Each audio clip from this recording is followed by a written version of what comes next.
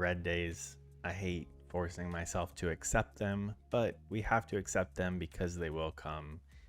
We need to make sure we don't make those red days even worse than what they are. So we'll talk about that in 1 second, but let's go over good news about yesterday. I did end up taking a trade after FOMC, or at least during it or whatever, but I avoided that first move at 2 p.m. That's when the market goes one direction really quickly.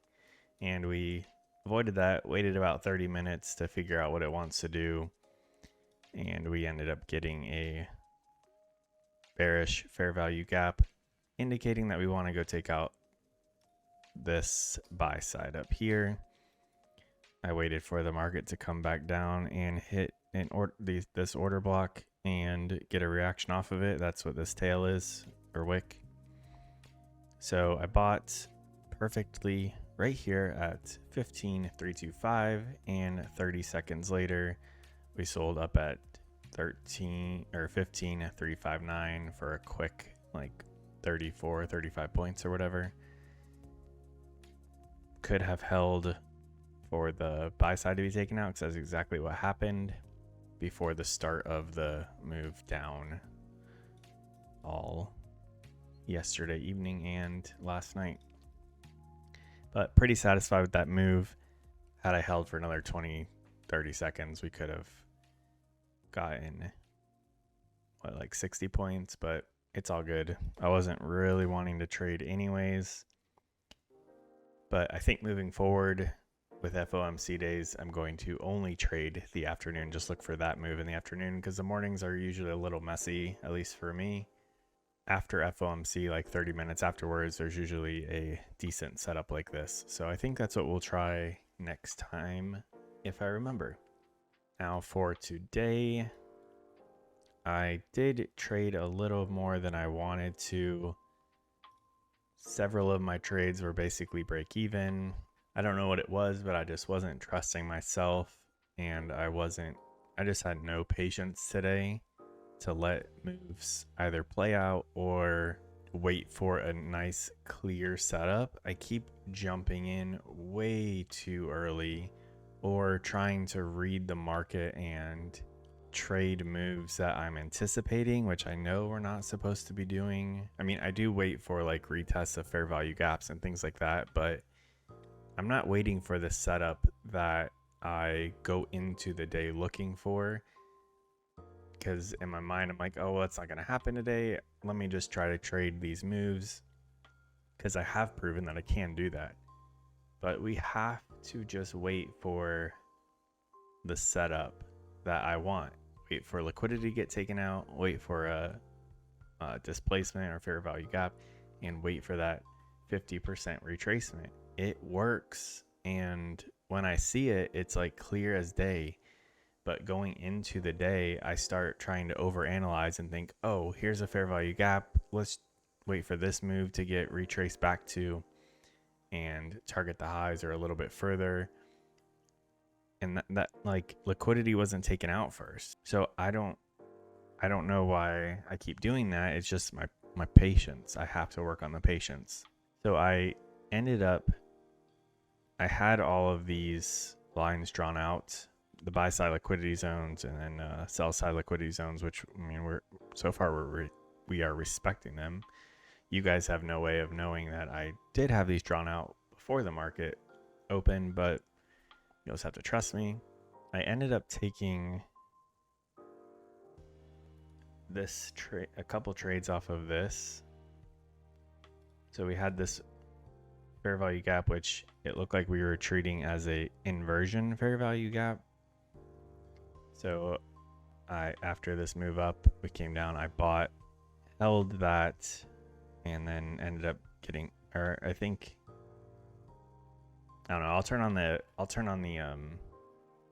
the trades here in a second, but I just wanted to go over the market real quick with you first. But I took a couple trades off of that longs, wanting to attack some more buy side up here, but I kept killing them for break even because I just wasn't trusting myself. And I mean, it's a good thing I did, because we came back down, but I could have at least squeezed like 20 points out of a couple of those. And then on the way down, I took like a short off of not really a clear setup, just off of some of these order blocks, expecting us to not come back above them, which I mean we kind of do, but I don't know. I'm not sure what I was doing.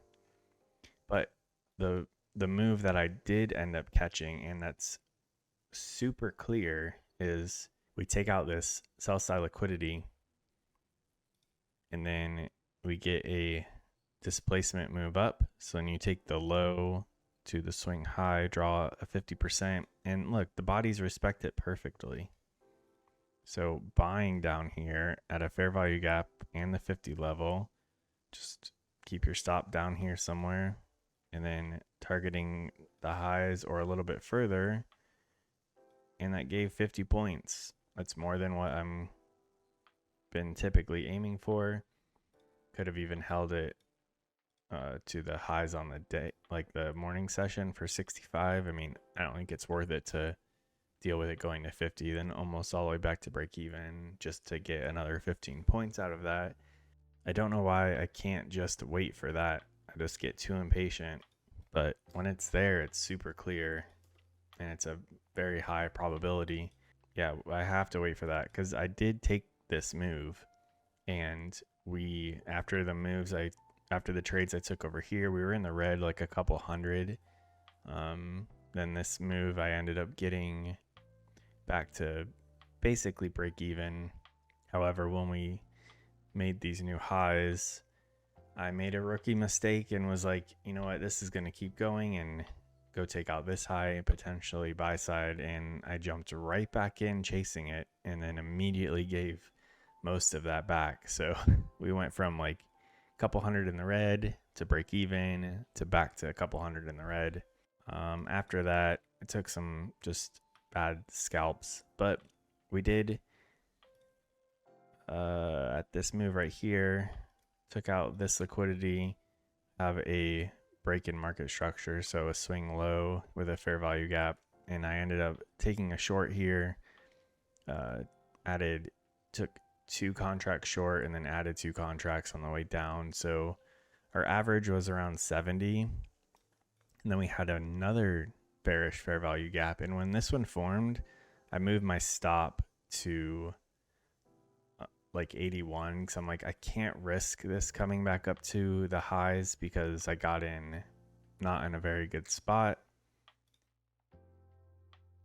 It was around here, so I can't risk 48 points when I'm already down a couple hundred.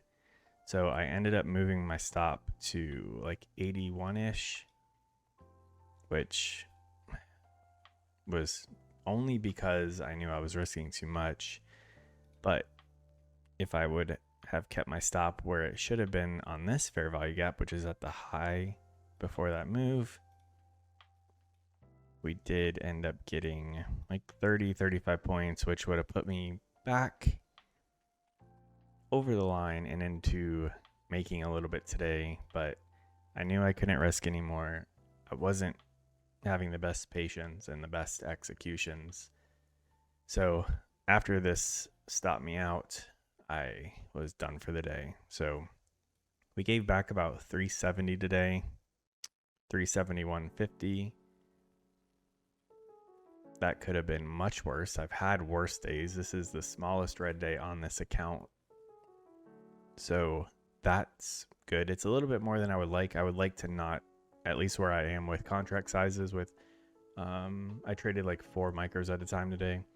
I would like to not go more than like 300, I guess. I don't know. So it's a little bit more, but it's nothing we can't handle. The big thing is just walking away when you recognize that you're not doing that good, because you're going to make it way worse.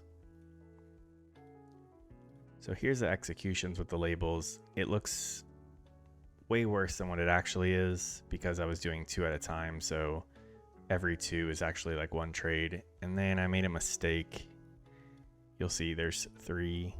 I accidentally added to my position instead of closing it. I meant to buy to close my short or something, and I ended up adding to, so then I had to get, and I was in 6 and I had to get out real quickly. But it's all right. We will just keep moving forward and get some green days behind us. But it's very important to end when you're not doing good, because I could have easily made this into a minus $600 day or a minus $1,000 day if I wanted. That can come very quickly. And here's my performance so far this month with this account. Again, this is a real account with real money. So this minus 374 or 371, sometimes this is a couple dollars off. Plus this isn't including commissions. But if these last 2 red days were only minus 374, we would be green on the account. Instead, we're down 394 total. If those other 2 days were only minus 370, we would be up like $600 or $700 right now. So we're doing pretty good considering it's a real account. We've been trading like prop firms all summer. If we can get some more days like this behind us, green, we'll be in good shape and keep our red days no more than this one. I think we'll be doing fine. So let me know how you guys did and talk to you guys in the comments.